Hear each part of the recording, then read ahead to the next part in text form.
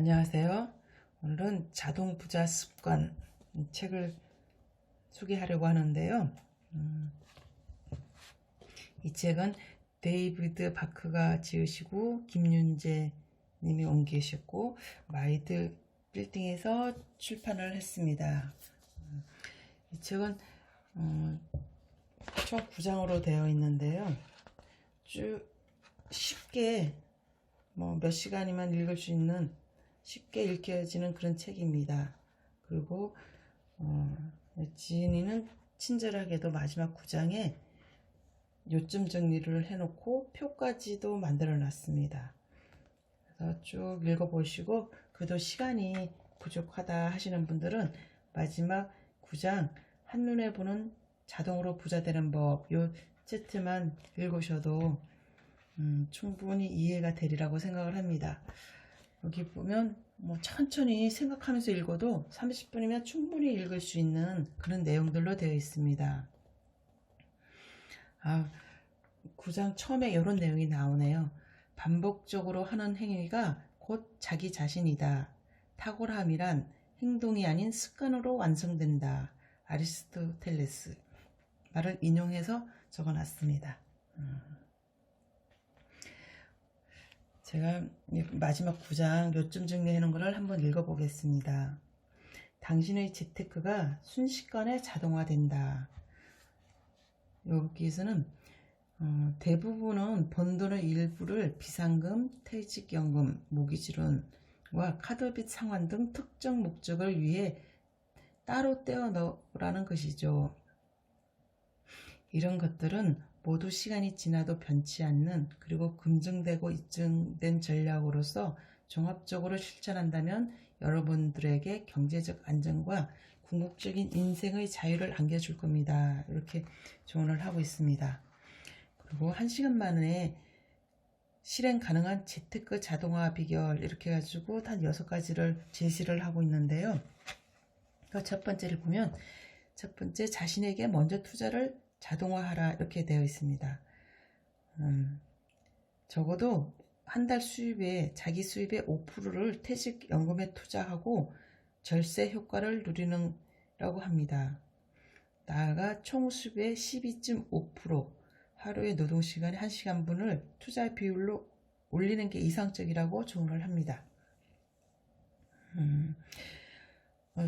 퇴직연금에 가입을 하고 절세 효과를 누리는 것은 참 좋은 것 같습니다. 저도 이 부분을 읽고 제가 작년에 이 책을 읽었는데 퇴직연금은 우리나라 이제 소득 금액별로 다르긴 하지만 저 같은 경우는 700만 원이 최대 한도더라고요. 그래서 그 700만 원 한도 범위 내에서 월정액으로 빠져나가게끔 설정해 놨더니 이번에 종합소득세 낼 때 그만큼 공제를 받아서 절세할 수가 있었습니다. 그래서 퇴직연금 그리고 저 같은 경우는 노란우산 공제 2개를 가입을 했는데요. 그래서 이번에 조금 혜택을 받다고 할 수 있습니다. 그리고 두 번째는 비상금 마련을 자동화하라 이렇게 되어 있는데요. 3개월치 생활비를 비상금으로 유지해야 한다고 설명하고 있습니다. 그리고 일반 계좌가 아닌 별도 목적을 위한 계좌에 적립해 두라고 합니다. 비상금으로 충분한 돈이 모일 때까지는 적어도 수입의 5%가 곧바로 비상금 계좌에 이체되도록 해야 합니다. 은행 자동이체 서비스를 이용하여 급여가 입금될 때마다 자동으로 비상금이 쌓일 수 있도록 하는 것이 좋습니다. 이렇게 조언을 합니다. 그래서 비상금 마련을 자동화해서 3개월치가 최저 비상금이고요. 생활비의 3개월치. 그리고 조금 여유 있으면 6개월, 1년치 정도는 그 비상금으로 가지고 있으면 정신적인 여유롭게 살 수 있다고 앞장에서 조언을 하고 있습니다. 그리고 세 번째, 드림머니 마련을 자동화하라 이렇게 되어 있는데요. 드림머니란 집, 자동차, 결혼, 하와이 여행 등 여행, 기타, 스키 강습이나 요리 학원 등 당신이 꿈꾸고 있는 그런 것들에 사용될 비용을 마련하기 위한 계좌인데요. 이런 꿈들을 이루는 데는 대개 현금이 필요합니다.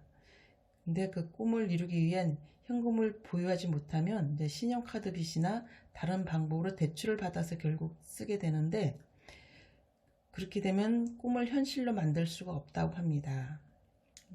이런 면에서 드림머니 계좌가 여러분이 가져야 할 가장 중요한 계좌라고도 할 수 있습니다. 꿈을 이루는 것이야말로 가슴 찌는 인생을 살게 해주는 원동력이기 때문이죠. 그러니까 드림머니 계좌도 반드시 마련해서 자동화 시켜 놓기 바랍니다. 그리고 네 번째는 신용카드 대금 지급을 자동화하라. 사용하는 카드가 여러 개라면 회사에 연락해서 같은 날 결제되도록, 그리고 급여가 들어오고 나서 한 5일 후 정도가 적당하다고 합니다. 이때 같은 날 다 자동 이체되게끔 설정을 해놓고 연체료 부담을 하지 않도록 대금 결제되는 날 확인을 해야 합니다. 그리고 다섯 번째, 매월 청구서 결제를 자동화하라. 매월 청구되는 지출은 두 가지가 있습니다.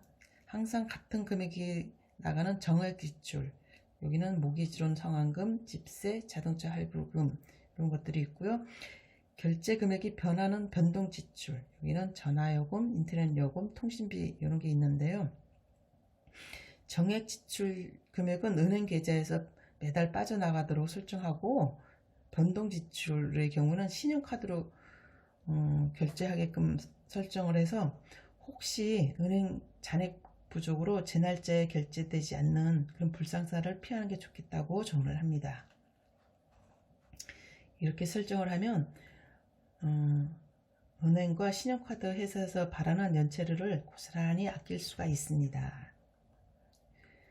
그리고 여섯 번째, 기부를 자동화하라.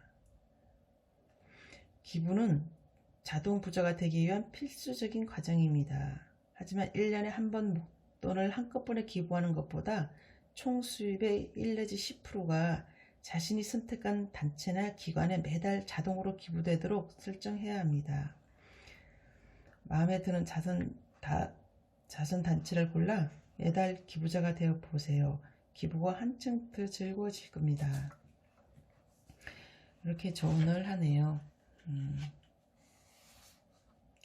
그리고 이 표에서 이제 보시면 아시다시피 최종적인 목표는 퇴직연금의 총 수입 중 최소 12.5%, 하루 근무 시간 중 1시간 해당하는 그 금액을 반드시 투자를 하라고 조언을 합니다. 퇴직연금에 투자를 하면, 일단 사업자 같은 경우는 사업소득세 낼 때 그만큼 공제를 받을 수가 있어서 세금 혜택을 받을 수 있고, 또 퇴직을 하게 되면 그걸 연금식으로 돌려받기 때문에 노후 준비도 되고, 그리고 퇴직연금은 다른 저축에 비해서 정부에서 이렇게 추천하는 연금이기 때문에 이율도 조금 더 높습니다. 그렇기 때문에 퇴직연금은 오늘 이 영상을 듣는 이 시간 이후 꼭 본인의 그 자금 계획을 세우셔서 퇴직연금만은 가입을 하는 게 적극 추천합니다. 감사합니다. 오늘은 여기까지 할게요.